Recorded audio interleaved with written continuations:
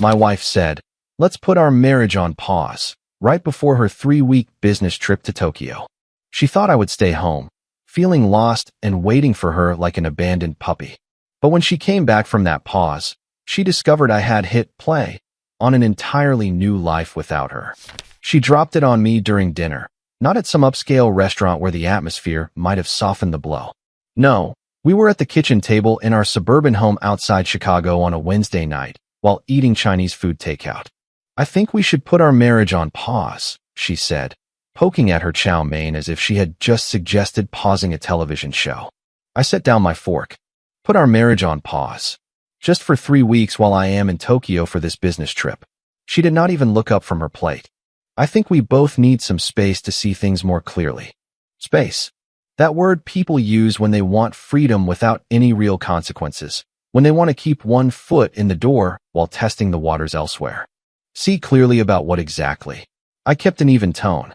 She finally looked at me, and I saw it, that flash of irritation because I had asked a follow-up question instead of simply accepting her terms.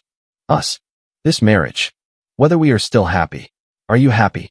I asked. I do not know. That is the point. She stirred her food. 3 weeks apart will give us clarity. Clarity. Another word that sounds profound but means absolutely nothing. I leaned back in my chair and watched her. This woman I had been married to for 6 years. When had she become a stranger?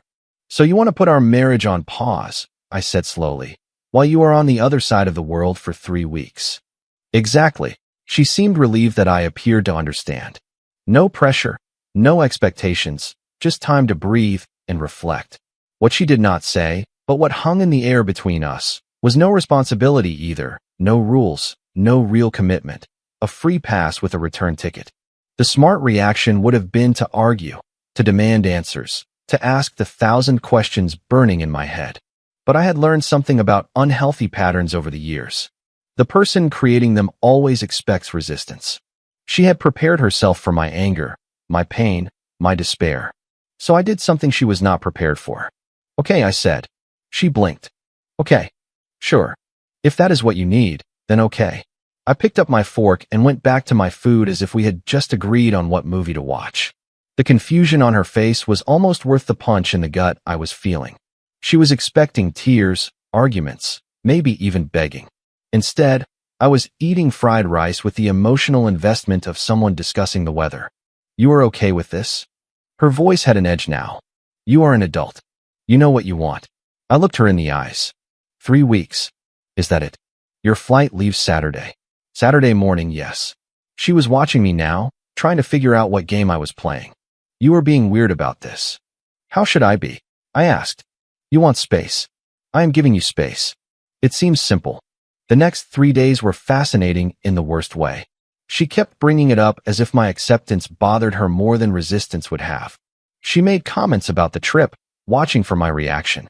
She mentioned how long 3 weeks was, waiting for me to crack. I did not. Friday night, she packed her suitcase in our bedroom while I watched television in the living room. She came out twice, lingering in the doorway as if she wanted to say something. Both times, I just nodded and went back to the screen. Saturday morning arrived. Her rideshare for the airport was scheduled for 6 o'clock in the morning. I got up at 5:30. I made coffee, acting like any other morning. She stood by the door with her luggage, and for the first time since Wednesday, she looked truly uncertain. "So, I guess this is it," she said. "Have a good flight." I handed her the travel mug of coffee I had made. "Send a text when you land." She took the mug, her hand shaking slightly. "Are you sure you are okay with this?" I smiled. Not a warm smile, not a cold smile, just a smile that said absolutely nothing. "You wanted a pause," I said. "Have a safe trip." She hesitated, then walked out. I watched her through the window, loading her luggage, getting into the car, and driving off toward O'Hare. The moment her rideshare turned the corner, I closed the door. I leaned against it and exhaled a breath I did not know I was holding. 3 weeks. She thought I would spend them waiting by the phone, yearning for her return, proving how much I needed her. She had no idea what 3 weeks of freedom could do to a man who had finally stopped lying to himself. I pulled out my phone and opened the Notes app.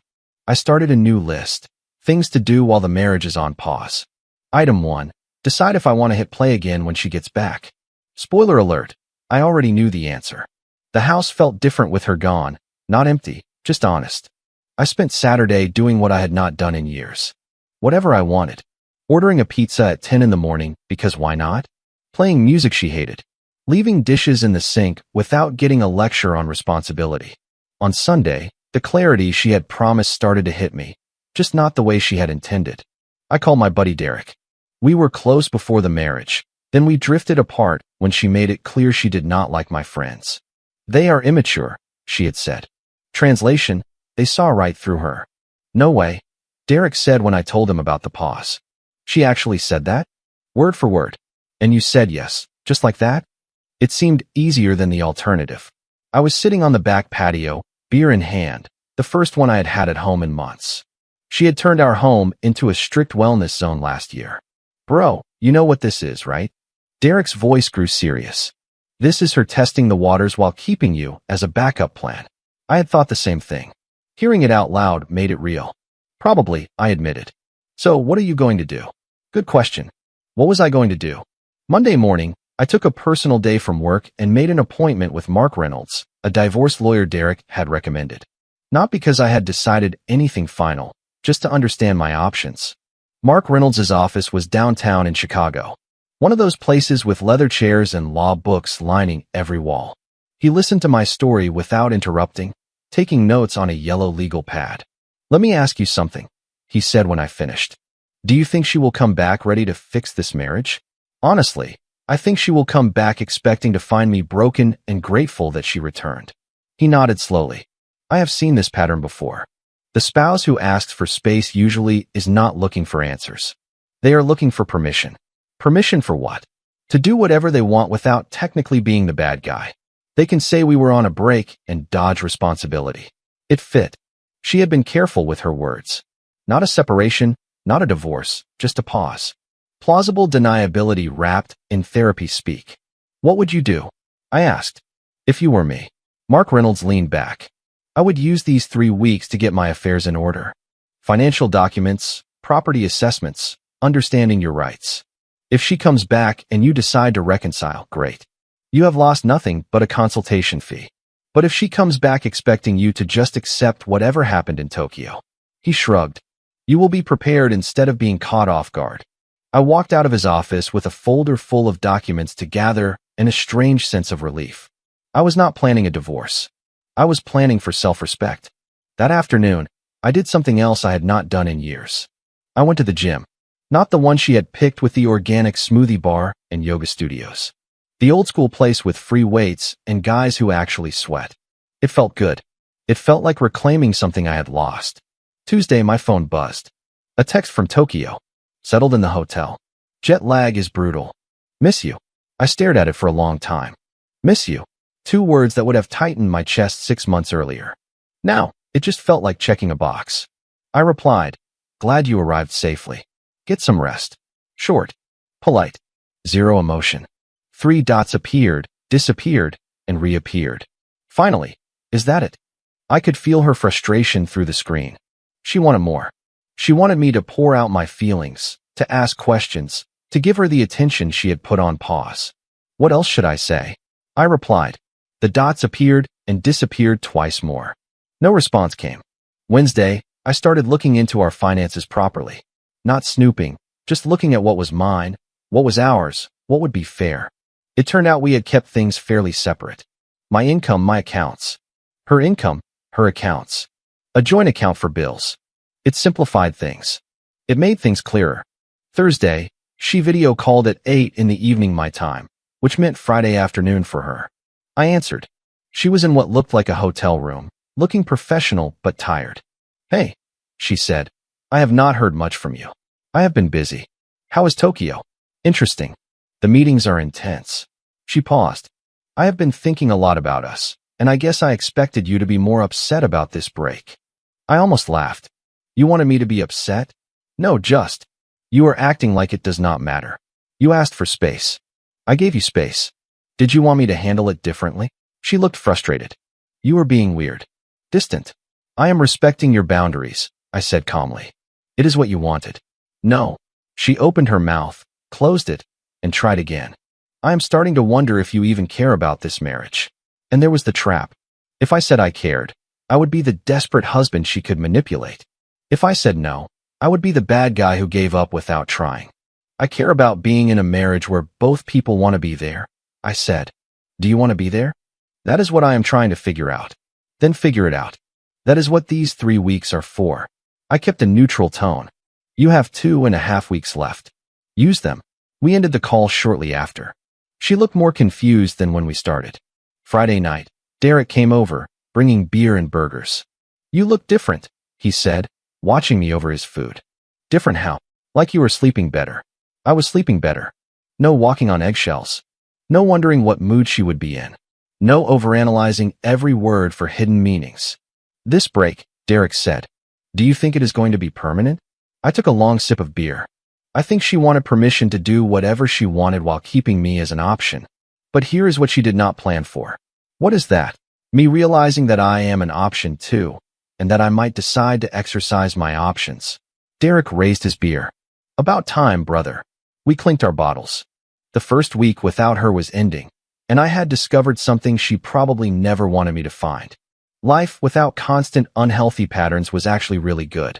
2 more weeks until she came back expecting to find me grateful and broken. She was going to be very disappointed. The second week started with a shift in her texts.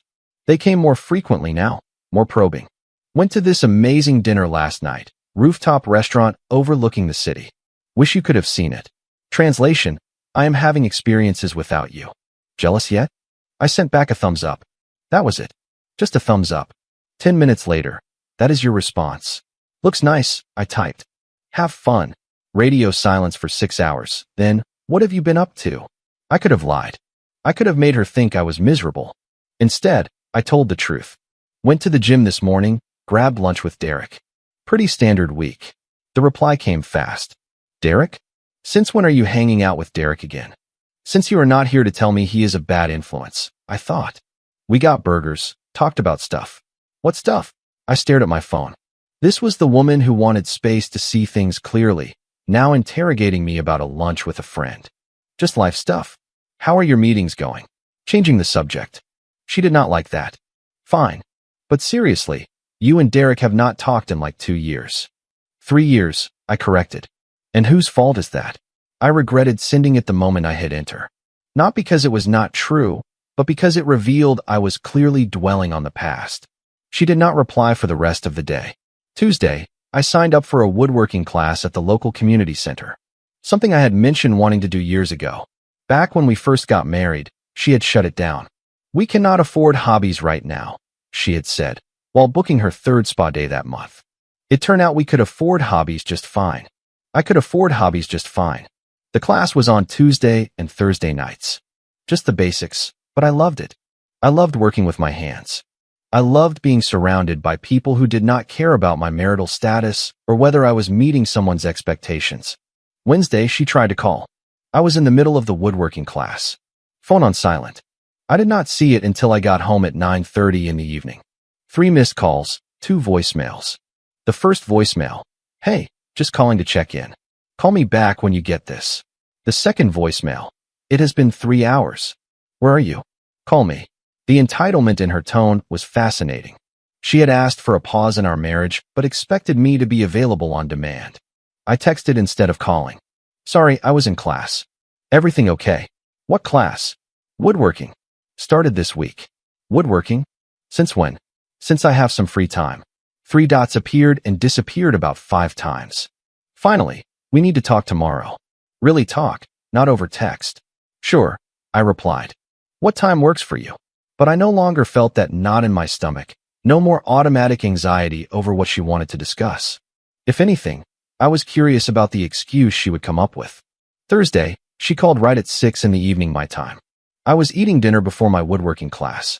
You sound busy, she said after I answered. What is up? I have been thinking a lot about us. Her voice had that careful tone, the one she used when trying to sound vulnerable. This time apart has been hard. Really, I took a bite of my sandwich. I let the question hang. Of course it has. Have you not been struggling? Struggling. Interesting choice of words. I am managing, I said. Managing. She repeated it like it was a foreign concept. That is it. You are just managing. What were you expecting? I do not know. Maybe a sign that you miss me? That this break is affecting you. I put down my sandwich. You asked for space to decide if you were happy in this marriage. Did you want me to spend 3 weeks begging you to come back to prove that I need you? Silence. Because that is not going to happen, I continued. You wanted clarity? I am getting clarity too. What does that mean? Her voice rose slightly. It means I am realizing things while you are away. Like what?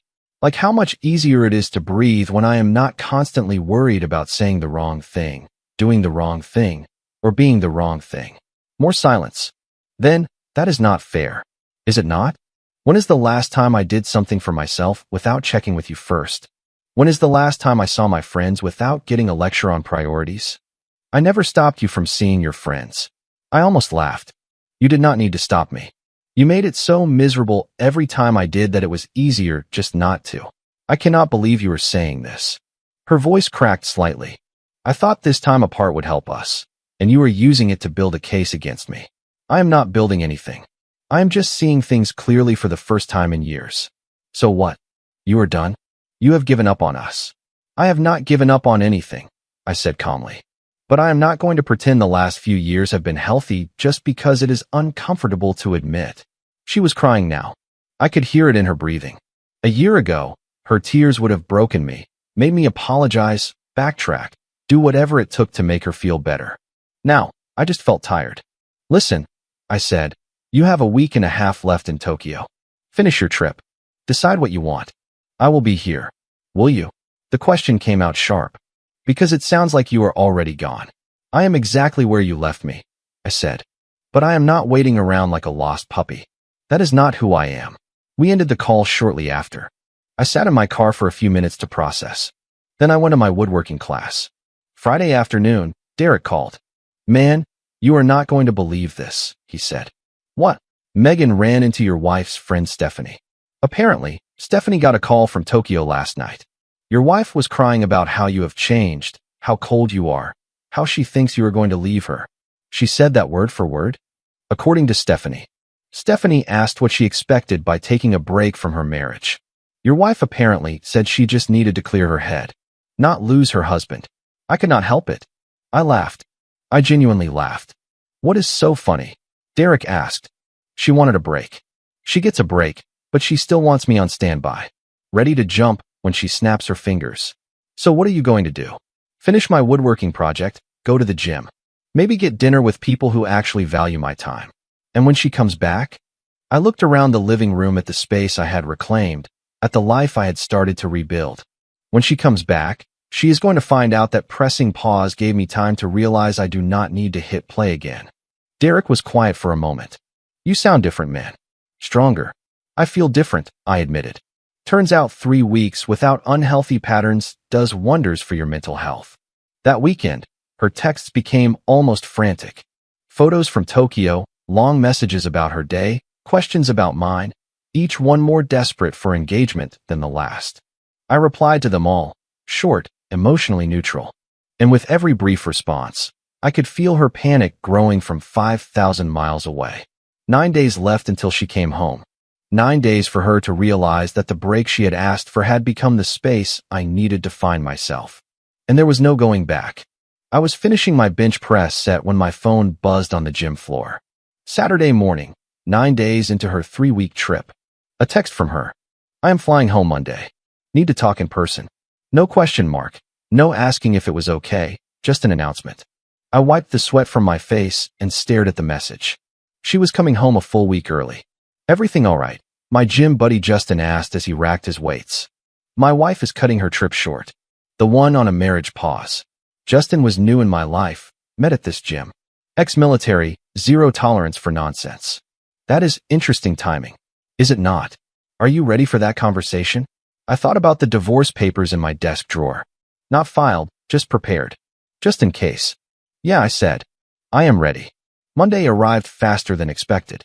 I took the day off work. I cleaned the house, not because she expected it, but because I wanted to. I finished the cutting board I had made in woodworking class. I went for a run. Her flight was supposed to land at 2 in the afternoon. She had texted that she would take a rideshare straight home. I was ready by 1 in the afternoon. sitting in the living room, cutting board on the coffee table, mentally prepared for what was coming. She walked through the door at 3:15 in the afternoon. 2 large suitcases, looking exhausted and somehow different. Shorter hair, new clothes. "Hi," she said, setting her bags down. "Welcome back. How was the flight?" She looked around the house like she was seeing it for the first time, registering the changes. The workout equipment in the corner I had bought last week, the woodworking magazines on the end table, the absence of her usual clutter. "The house looks different," she said. "I have been busy." She picked up the cutting board, running her fingers over the smooth walnut wood. "Did you make this?" "Finished it." "Woodworking class." "Right. The class." She set it down delicately. "We need to talk." "Okay. Do you want something to drink first? Water, coffee?" "No, I just..." She sat on the couch, and I could see it now. The exhaustion was not from the travel. It was from stress. "I made a mistake." "Which mistake are we talking about?" She flinched at my tone. "The break. Asking for space. All of it." "Why was it a mistake?" "Because I thought the time apart would help me see clearly. But instead, it just made me realize what I have. What I could lose." I sat in the armchair across from her, not next to her on the couch. The distance was deliberate. "What changed?" I asked. 9 days ago, you needed 3 weeks to decide if you were happy. Now, you are back early saying it was a mistake." She looked at her hands. "I talked to Stephanie. She mentioned running into Derek's girlfriend. Said you seemed different, happy, and that bothered you." "It scared me," she corrected. "The idea that you were moving on, that you did not need me." "I do not need you," I said quietly. Her head snapped up. "What?" "I do not need you. That is what these 9 days have taught me. I can function perfectly fine on my own. Better, in fact." "So that is it. You have already made your decision. You asked for a break. I gave you one. But breaks work both ways. While you were in Tokyo deciding if you wanted this marriage, I was here deciding the same thing." And her voice was barely a whisper. "I spent the last 9 days reconnecting with friends you pushed away, doing hobbies you rejected, going to the gym without hearing that it was taking time away from us. And do you know what I realized?" She did not answer. "I realized that being alone feels better than being with someone who makes me feel lonely anyway." Tears started streaming down her face. "Are you saying you want a divorce?" "I am saying this break showed me what our marriage really is. You control everything. Who I see, what I do, how I spend my time. And the moment you let go of that control for 9 days, you panic and come running back. That is not fair. I was trying to work on myself by going to Tokyo." I cut her off. "By asking for space from your marriage during a business trip. What exactly were you working on?" She stood up, pacing now. "I know it sounds bad, but I really needed time to think, to decide what I wanted." "And what do you want?" "I want us. I want this marriage to work." "Why?" I stood up too, keeping the coffee table between us. "Because you actually want it? Or because you do not like the idea of me being okay without you?" "That is not." "Answer the question. If you came home and found me devastated, begging you to stay, would you respect me more or less?" She froze. The answer was written on her face. "That is what I thought," I said. "You wanted to come back to me broken so you could be the one to fix things on your terms, under your rules." "I did not." "You did. And when you heard I was fine, you cut your trip short. Not because you missed me, but because you were losing control." She was crying harder now. "I love you. Maybe you do. But love is not enough when it comes with unhealthy patterns. So what now?" She wiped her face. "You have made your decision, is that it?" I went to my desk, pulled out the folder Mark Reynolds had prepared, and placed it on the coffee table next to my cutting board. "I have had a lot of time to think these past 9 days," I said. "Met with a lawyer, got our finances in order. Decided what is fair." She stared at the folder like it was a bomb. "You filed for divorce?" "Not yet, but I am ready to." "I cannot believe this." Her voice rose. "I asked for 3 weeks to work on myself, and you used it to plan our divorce. You asked for 3 weeks to decide if you wanted this marriage. I used 9 days to realize I do not want a marriage that requires pauses. I want a partner, not someone who keeps me around as an option." She grabbed the folder, opened it, and started reading. I watched her face go from anger to shock, to something closer to acceptance. "This is really happening," she said softly. "It does not have to," I said. "We could try marriage counseling, try to rebuild, but it has to be genuine. No more unhealthy patterns. No more control, no more testing me to see if I will break. I was not testing you. You absolutely were. And I failed your test by passing it. She looked at me, confusion clear on her face. You wanted me to fall apart without you, I explained, to prove that you were essential. When I did not, when I actually thrived, it terrified you because it meant you could no longer control the narrative. She closed the folder, put it down, and sat back on the couch, looking smaller somehow. What if I promise to change? She asked. What if we start fresh? Start fresh from what? From the unhealthy patterns? From years of making me feel guilty for having friends, having hobbies, having a life outside of your approval.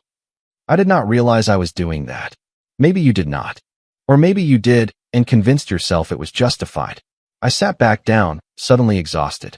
Either way, these 9 days showed me something important.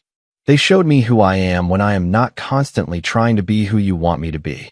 And who are you? Someone who deserves better than a marriage that has to be put on pause.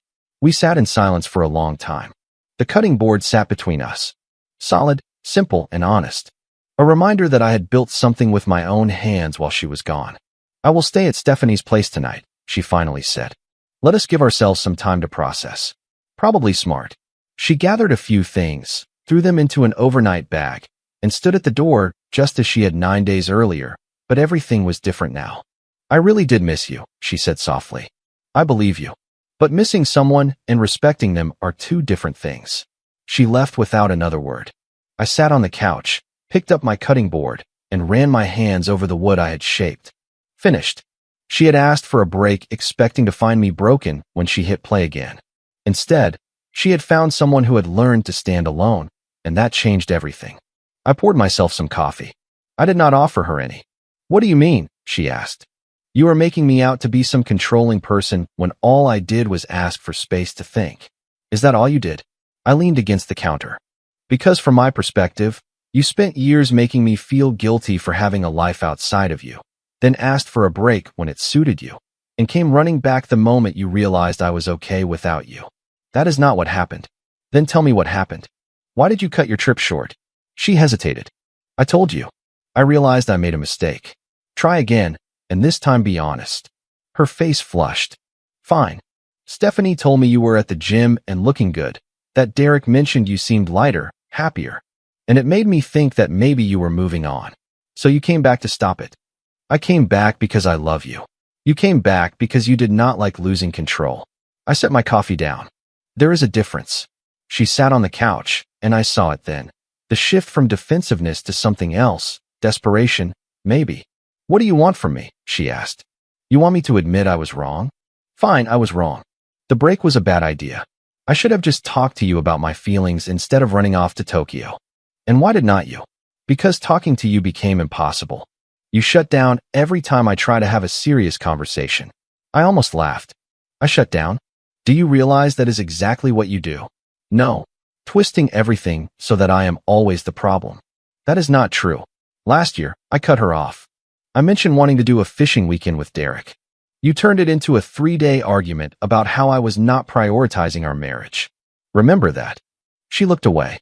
2 years ago, I continued. I signed up for a photography class. You guilt-tripped me into dropping it because the Thursday night sessions were our time together. Even though we spent those nights with you on your phone while I watched television. You are keeping score now.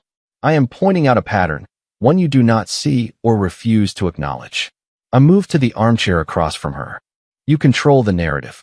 You decide what is acceptable and what is not. And when I finally stopped playing along, you panicked. So what do you want? Her voice rose. You want me to grovel?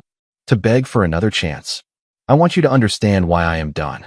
The word hung in the air between us. Done. Final. Not up for negotiation.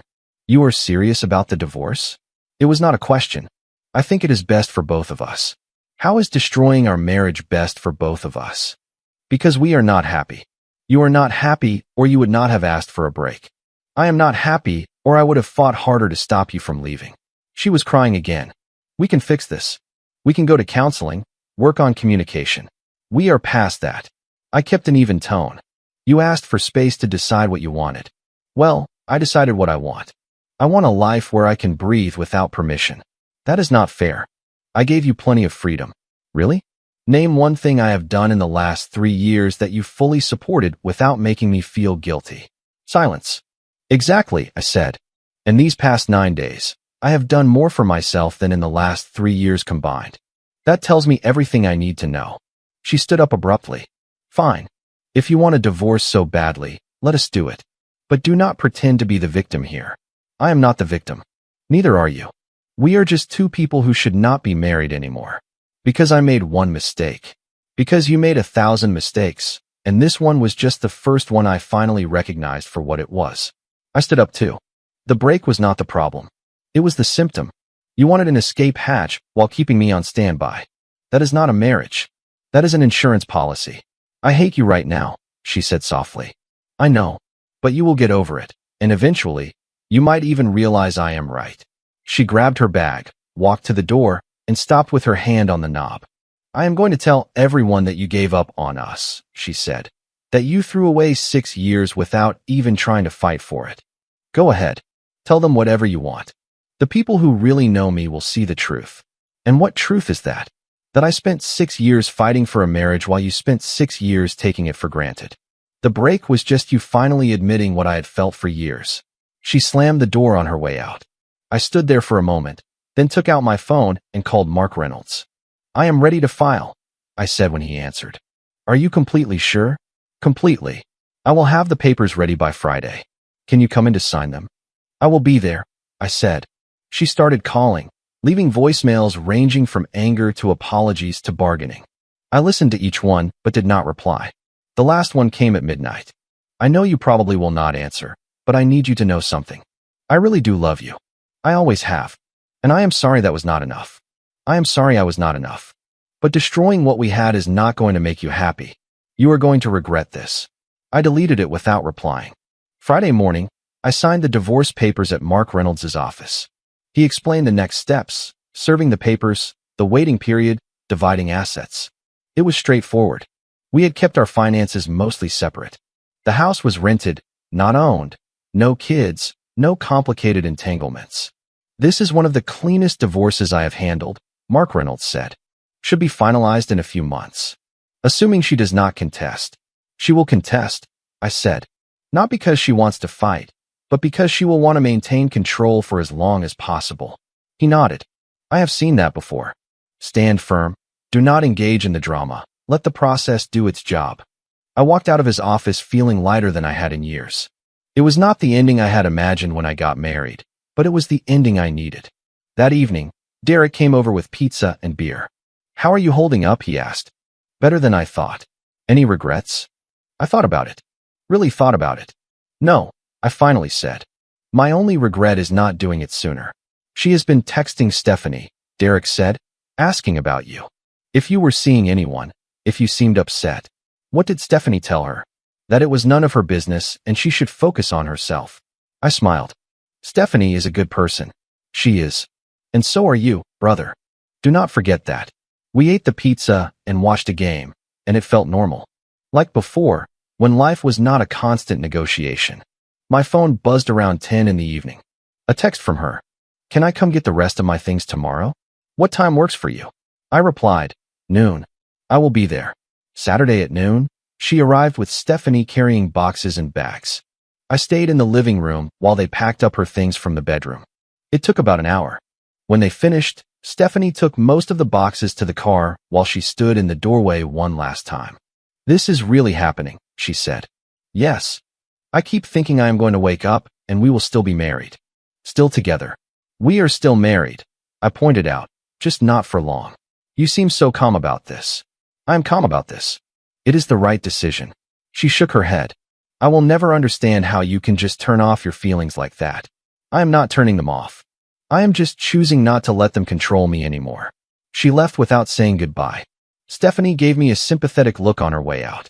I closed the door, looked around the house. It felt emptier now, but not in a negative way. More like space had opened up, room to breathe, room to become who I was meant to be before I spent 6 years shrinking myself to fit into someone else's vision. My phone buzzed. A text from Justin at the gym. Bench press session tomorrow morning. I will be there, I replied. Another text, this time from the woodworking instructor. Starting advanced class next month. Interested? Absolutely. I sat on the couch with my coffee. Looked at my cutting board on the table. Thought about the man who had agreed to a marriage pause 9 days earlier, expecting to spend 3 weeks miserable and lost. That man was gone. In his place was someone who had learned that sometimes the best thing you can do for yourself is to let go of what is holding you back.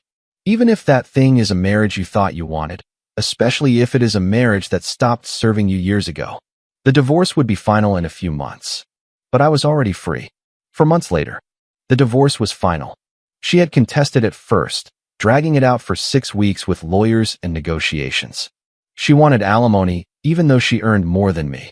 She wanted half of everything despite our prenuptial agreement. Eventually, her lawyer probably told her what mine already knew. She had no case. The final hearing took 20 minutes. The judge signed the papers. We left the courthouse through different exits. I never saw her again after that day. Life moved on in ways I had not expected. The woodworking hobby became a side hustle. I started selling cutting boards and small furniture online. Nothing huge, but enough to fund more tools and classes. Justin and I became real friends. Hitting the gym 4 times a week, he introduced me to rock climbing. Turned out I was decent at it. Derek and Megan set me up on a few dates. Some went well, others did not. I was not in a rush. For the first time in years, I was comfortable being alone. 6 months after the divorce, I ran into her at a coffee shop downtown in Chicago. Pure coincidence. She was with someone, a guy in a suit looking polished, corporate. She saw me and froze. I nodded, kept walking to place my order. "Wait," she called out. I turned. "Hi, how are you?" she asked, leaving the guy in the suit at their table. "Good. You?" "I am good." "This is weird, huh?" "A little." Awkward silence. She looked different, older somehow, or maybe just tired. "I heard you are doing woodworking now," she said. "Selling stuff online?" "Yeah, it is going well." "That is nice. I am glad you found something you enjoy." Another pause. The guy at her table was watching us. "I should get back," she said. "But I am glad you are doing well." "Really? You too." She walked away, and I ordered my coffee. I sat by the window, watching people walk by. My phone buzzed. A text from Justin. "Climbing gym tonight." "Absolutely," I replied. I thought about what she had said, that putting the marriage on pause was supposed to give us clarity. She was right about that. It just had not given us the clarity she expected. She thought she would come back and find me waiting, grateful, ready to accept whatever terms she set, ready to go back to being the person she had molded me into. Instead, she had come back to find someone who had hit play on an entirely different life. A life without unhealthy patterns, without guilt, without constantly seeking approval. A life that was truly, honestly mine. I finished my coffee and headed to the climbing gym. Justin was already there, geared up and ready. "Good day," he asked. "Yeah," I said, meaning it. "Actually, yes." We climbed until my arms burned and my mind was clear. And somewhere in Tokyo, or maybe in that coffee shop, or maybe nowhere at all, the woman who had asked for 3 weeks to decide what she wanted was probably still trying to figure out what went wrong. But that was no longer my problem. I had decided what I wanted during those 3 weeks, and it turned out what I wanted was simple: freedom, respect, a life lived on my own terms. She had given me the space to find that, and I had never looked back. Comment. This story really made me pause and reflect, and I hope it did the same for you. Your self-respect is something worth protecting every single day. Learning to set healthy boundaries can change your life in the best way. Giving yourself space often leads to the healing you didn't know you needed. Taking full responsibility for your own happiness is a true sign of growth. Remember that you deserve kindness, especially from yourself. Choosing peace over chaos is one of the strongest decisions you can make. I hope this encourages you to look at your own life with honest eyes. You are capable of building something much better for yourself. Thank you for watching, and always remember to choose yourself with love and respect. If you like the stories, don't forget to leave a comment and support the channel by subscribing. See you in the upcoming stories.